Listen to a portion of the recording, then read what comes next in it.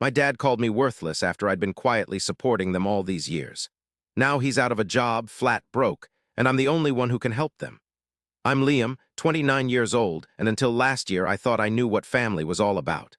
Not some cheesy, perfect picture, but the real deal, the kind where you give everything, even if it means carrying more than your share. I was always the quiet one, the dependable son, the one who remembered birthdays and picked up the slack when others didn't even notice. But I never imagined I'd end up being the sole support of a family that treated me like I was nothing. It all happened gradually, like something rotting under the floorboards, you know? You don't see it until the whole thing collapses. I was the middle kid, sandwiched between my older brother, Adam the golden boy, football star, always the center of attention, and my younger sister, Mia, who was treated like a princess from day one. And me? I got B's and was constantly told I wasn't reaching my full potential. To be honest, I didn't care. I just kept my head down, got a scholarship, moved out, and eventually started my own little IT company. It was tough 3 years of ramen, 16-hour days, and getting the cold shoulder from every investor I pitched to. The crazy part is they were totally silent while I was struggling. But the moment I started making money, I heard from them again. It started small. So my dad, he asked if I could pitch in on Adam's car payments just until he got that promotion. Then there was Mia's college. The financial aid didn't cover it all, so I was helping with that. Then Mom needed money for a new roof, then the heating system, and then finally that kitchen remodel she always wanted. And just like that, I was footing the bills for 3 households and getting texts like, "Hey, can you Venmo me for the groceries?" At first, it was fine. I was happy to help. I even tried to tell myself I was building something, you know, a legacy. I hoped one day I could look back and say I made things better for my loved ones. But something about how they treated it, like it was just expected, like I wasn't doing anything out of the ordinary, started to get under my skin. Thanksgiving last year was the breaking point. I hosted it. I mean, not to be a show-off, but I finally had a house big enough for everyone, so I got it catered, cleaned everything up, and built a fire pit outside. Nobody lifted a finger to help, not even with the dishes. Adam gave a toast halfway through, talking about how lucky we were to have each other, and how family always comes through, never once acknowledging that I covered the whole shebang. Mia showed up with her new boyfriend and was glued to her phone. And my dad. He spent the whole night talking about how hard things were back in the day and how easy kids have it now. I put on a brave face, but inside I was already checking out. Then bam, everything blew up. It was a Tuesday, I think, a couple months later. I'd just gotten home from a killer meeting and there was a voicemail from my dad. His voice was short, so worn out and just sharp, you know? The way only parents can be. He basically said, "All you do is take. You've never given this family anything worthwhile. If you had an ounce of pride, you'd stop expecting us to support you and just leave." It floored me. I replayed it, thinking I'd imagined it. Nope, he really said, "All you do is take." I didn't call him back. I just stared at that message for a while, then went to the window and looked out at the city lights. Used to love those lights. But that night, something inside just broke, like an old door hinge giving way. I packed my bags and left. No big scene, no goodbye speech, nothing. I even told my assistant to halt all the payments from the family accounts. It was just a clean break, quiet as a mouse. 3 days went by, then a week. Radio silence, not a call, not a text. It took them almost a whole month to even notice. Mia was the first. She called late one Friday, all shaky. "Liam," she said, "Hey, I just checked the school thing and my tuition payment didn't go through this month. Is something wrong with the account?" I could hear her trying so hard not to panic, that fake casual voice people use when they're freaking out. I just sent a single text, and that was it. I'd never given them a dime, yet there wasn't a single question, no trying to understand. She just went silent. But then within an hour, my phone blew up 4 missed calls from Mom, 2 from Adam, and 1 from a number I didn't even know. Dad's voicemail was a joke, but a dark one. "Liam, we need to talk. This little game isn't funny. Your sister's future is at stake." No sorry, just demands, that same old "you owe us" tone. So that weekend, I booked a flight to Denver. I'd never been, but I desperately needed to feel like I'd launched myself into outer space, away from everything. I found a small airbnb with a mountain view, slept like a log for the first time in ages, and completely ignored my inbox. I didn't even open a single message. It felt good to just let the world go on without me for a bit. But back home, things went sideways. Mia's school sent a warning about her possibly being withdrawn because of unpaid tuition. Adam's car got repossessed because the payments were behind. My parents' mortgage payment bounced, and that was like the final straw. The whole fragile world they'd built on my silence just imploded. They started calling distant relatives, spinning their version of what happened, claiming I'd just cut them off and walked away from my responsibilities. But you can't rewrite history when so many people know the truth. And some of my cousins, they knew it. They'd seen this all play out before. Then I got a message from Emma, my mom's niece. She wrote back, "I've always respected how patient you are, but I'm so glad you finally stopped letting them walk all over you." That message hit me way harder than I thought it would, because honestly, I wasn't looking for revenge or anything. All I wanted was some peace and quiet. But you know, once you cut them off, once they realize they don't have you to lean on anymore, that's when things really start to fall apart. I spent a whole week in Denver, mostly just chilling. Every morning, I'd grab coffee at this little place near my Airbnb and then just wander around downtown. It was amazing to finally be alone and undisturbed. No phone buzzing, no obligations, no one hitting me up for just one more favor. It felt weird at first, like I had to retrain myself to not be constantly ready to fix everyone else's messes. After a week, I rented a car and drove to Boulder. I went hiking by myself, something I always wanted to do but never could because there was always some family emergency. A broken air conditioner, a credit card bill, something needing rescuing. I even remembered Mia calling from Cancun once, saying she'd lost her wallet and needed me to wire her money. That memory popped into my head as I stood at the edge of this cliff, the wind whipping through my coat. The whole valley spread out below me.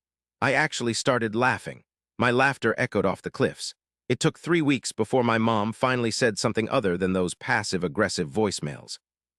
I got an email from them. The subject line just said, "We need you to come home." No hello, nothing, just this huge paragraph that started with, "I don't know what's gotten into you," and then went downhill fast to "Your father's furious. And we've done so much for you," and finally, "Family doesn't abandon family." I just stared at it for ages. Family doesn't abandon family. Yeah, right, unless they do. They always treated me like I was nothing more than an ATM with a pulse. Every forgotten birthday, every time they swiped my money without a thank you. Every holiday where I was just sitting in the corner watching Adam give his speeches and Mia get showered with presents. They called it tradition, not total abandonment. I didn't reply. Instead, I forwarded the email to Daniel, my lawyer. He'd helped me set up a trust fund years ago. I told him to start moving the rest of my college money to a scholarship fund for first-generation college kids, the ones who really need help. They wouldn't be laughing behind my back while emptying my bank account anymore. I also asked him to check who owned the lake house, the one my parents used every summer, the one I'd paid off completely, told it was a family thing.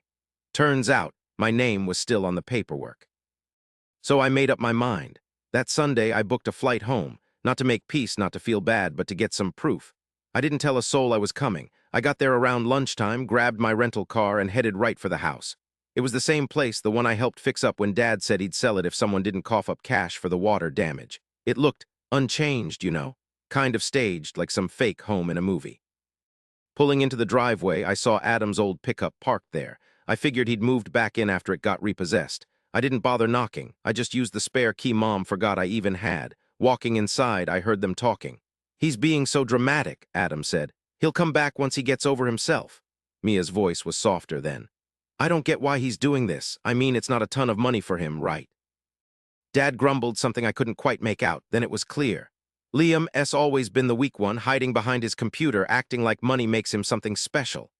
I just stood there in the hallway like I was invisible while they kept ripping me apart, like I wasn't even the reason the lights were on. I didn't cry. I didn't burst in. I wasn't even mad, just confirmed. They never really saw me, not ever. I quietly backed out and drove to the lake cottage. I walked in the front door, took one look at the open kitchen, the wall of family photos that didn't have me in any of them, and started snapping pictures for the real estate listing. By nightfall, my lawyer had everything he needed to get the ball rolling. It was Saturday. Monday morning, I told my family goodbye in our group chat. I reminded them how they always said I never gave them anything, so I was finally giving them exactly what they seemed to want: space. No more money for school, no more car payments, no more fixing their roof. They could sell their own damn memories for all I cared. Then I left the chat and blocked every single one of them. Figured that was the end of it. Boy, was I wrong. I had no idea how much they leaned on me and how fast everything would fall apart. Within a week of me cutting them off, Mia was about to get kicked out of school. Adam lost his job because he missed too many shifts trying to sort everything out. My parents got a call from the bank about their mortgage, which they suddenly couldn't pay. Meanwhile, I was already halfway to the airport, headed to Tokyo. First class, baby. No guilt, no strings attached. But here's the real kicker, the thing that happened when they tried to come crawling back. Somewhere over the Pacific, my phone finally blew up with all the messages. I had tons of missed calls and voicemails from numbers I didn't even know, probably friends of mine, or people trying to get me to calm down for my family's sake. My dad sent emails that started out sounding like threats but quickly turned into desperate, unfinished sentences like, "We didn't mean it like that, and you're still our son." That last one actually made me laugh. I didn't listen to a single voicemail or open any of those emails. My phone started blowing up, a silent movie of bad news. It's crazy how people suddenly miss you when they think you're not doing anything. Tokyo was a lifesaver. Calm, peaceful, and I could disappear. I wandered past shrines and those bright arcade lights, finally letting my mind relax like it should. No more feeling guilty, no more sudden crises. For the first time ever, I was just me. Not someone else's safety net, not the family problem solver. After being there for a couple of weeks, I only heard from one person. Emma, my cousin. She'd only sent one text during everything. No begging, no arguing. "Just let me know when you want to talk. I'm here to listen, not to push." I finally met up with her when I got back. We were in a cafe close to her place, and she had her laptop with her. "I want to show you something," she said, pushing it toward me.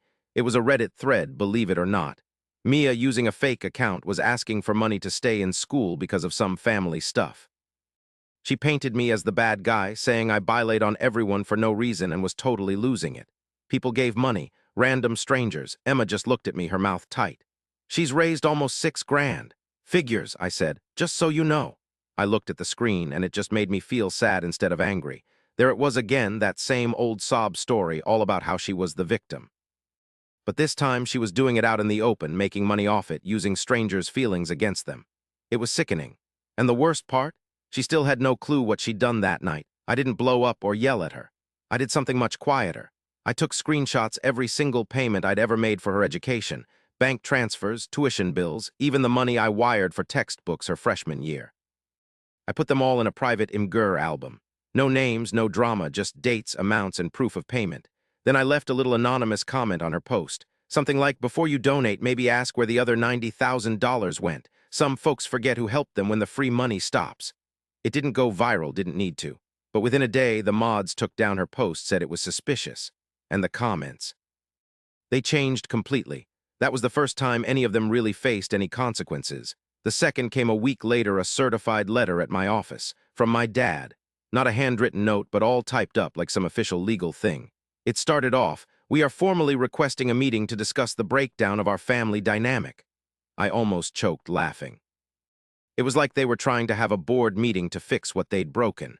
But buried in all the lawyer talk was the real reason they contacted us. They wanted a piece of the money from selling the lake house. So they thought they had some kind of special right to the place, you know?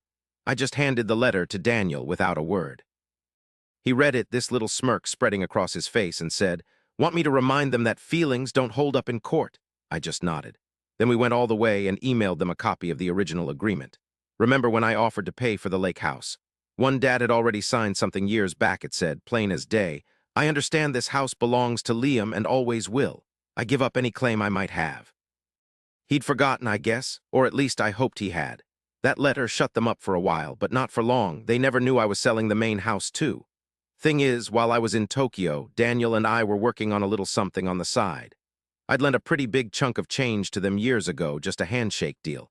When they couldn't make their mortgage payments, they still hadn't paid me back a dime. Daniel kept perfect records of every single payment, every wire transfer, and we slapped a lien on the house. They ended up owing me over 80 grand, which legally let me force the sale. Emma called me that night all panicked. "Liam," she said, "they're freaking out, mom's crying, and dad's threatening to go all social media on you." I just let out a breath. "Let him," I said. "I've got the proof. Let's see who wins this popularity contest." But I didn't tell her the truth. It wasn't about getting even anymore. It was about finally getting some peace. It was like they didn't even get that I'd poured everything I had into them. My hours, my money, my devotion. They'd taken it all the wrong way, thinking it was just me being a pushover. They figured I was some kind of water source they could just tap whenever they needed something. Now they were finding out what it's really like to be parched. But honestly, the best part was still ahead. The day the house went up for sale, I walked in one last time. That morning, I parked across the street, waiting for the auction to start. The air had that cold, still feeling you always got in our neighborhood in the early fall. I just sat there for a bit, watching. It was so strange seeing the house I grew up in, The place that held so much history, love, and yeah, some really bad times, now with a plain white sign on the lawn. Notice of foreclosure auction today, no trespassing. I got out, hands shoved in my pockets, and just slowly walked towards the house. The door was already open. Daniel was inside, talking to the auctioneer, a woman in her 40s with a clipboard and a serious look. He gave me a nod when he saw me. "You don't have to be here for this," he said, like he was trying to be nice. "I want to," I told him, and I did. It wasn't about getting even or putting on a show. This moment just needed someone to see it, to feel it, and to make sure it didn't just vanish like everything else I'd given over the years. I took a slow walk through the living room like I was trying to soak it all in one last time. I remember chucking a baseball inside, which of course left a dent in the wood and the carpet stain where Mia spilled nail polish and pinned it on me. They used to stick my report cards and drawings on this wall until they just stopped. It was like I'd vanished from their story. Next, I went into the kitchen. That room really got to me. I thought about all those late nights helping Mom get ready for big dinners, washing dishes while she pretended not to hear Dad yelling, and joking with Emma about burnt desserts and undercooked birds. Now it was just a kitchen, a bunch of walls, and a whole lot of lost energy. There was still a picture on the counter of all of us, taken 2 Christmases ago, the one I paid for. I remember the photographer's down payment, the matching outfits, and then getting cut out of the online version. I picked up the picture, stared at it for a while, and then just turned it over. Around lunchtime, cars started showing up. Some serious buyers, some curious neighbors, and then finally my family. They pulled up in Dad's old Chevy, crammed in like some messed up family adventure. Mia jumped out first, her face all red and puffy, hiding her eyes behind those big sunglasses. Adam got out next, scowling like he was only there to keep the peace, and then my parents. Mom looked beat, like she'd aged a decade since I last saw her. Dad still walked like he owned the place. He spotted me right away. "Liam," he growled, his voice barely a whisper but full of anger. "We need to talk right now." I didn't budge. He moved closer. Adam was right behind him like a second shadow. "Are you really doing this?" Dad asked. "Are you really going to embarrass your own family over what exactly? Some stupid insult?" I looked him straight in the eye, the first time in ages. "It's not an insult," I said quietly. "It's a pattern, and it ends today." "You ungrateful little," he started, but I held up a hand. "Don't, just don't." Mia came up then, her voice shaking.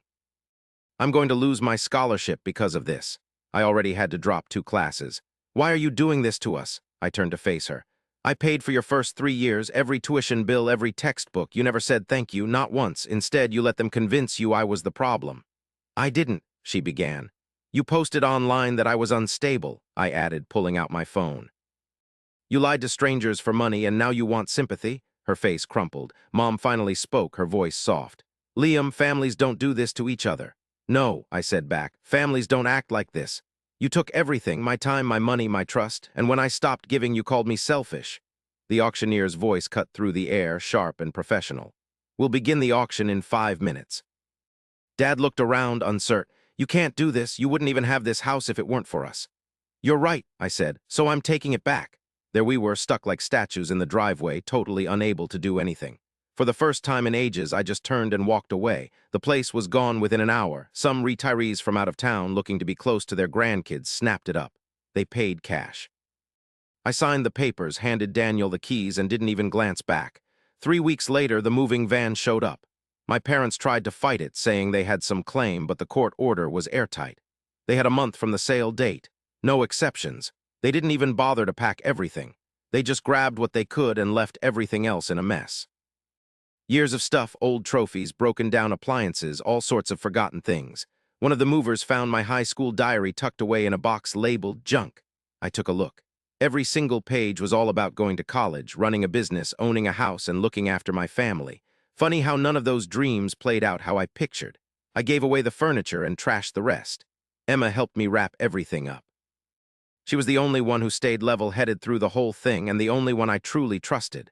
She hugged me for a long time after it was all over. "You did the right thing," she whispered, even if it doesn't feel like it yet. And she was right. It wasn't a feel-good moment. There was no big win, no big showdown with cheering and applause, just silence. A deep, echoing silence that slowly turned into peace. I packed up and moved not long after that, landing in a new city in a loft. It was smaller and more basic, but it was mine. No unexpected expenses, no feeling bad. The phone calls finally stopped. The emails faded away. Eventually, even the anger I felt just vanished. I didn't hate them. I just cut ties like I finally severed the last piece of a worn-out rope that had been pulling me down for ages. One night, I was on my balcony drinking tea, watching the lights twinkling in the building across the street. I remembered last Thanksgiving and Adam's toast and how they all smiled like they were in some kind of commercial, totally clueless that the whole thing was falling apart. And then it hit me. They weren't really a family at all. They were a setup. A setup that only worked as long as I kept my mouth shut, was helpful, and played small. And now they had to figure out how to cope without me. A few months later, I got something from Mia. The email said, "I don't expect you to write back. I just want you to know I get it now and I'm sorry." I read it a couple times and then one more, and then I just put it in the archives. Not because I was mad, but because I didn't need anything from them anymore. I'd found what I needed on my own for the first time ever. That was enough.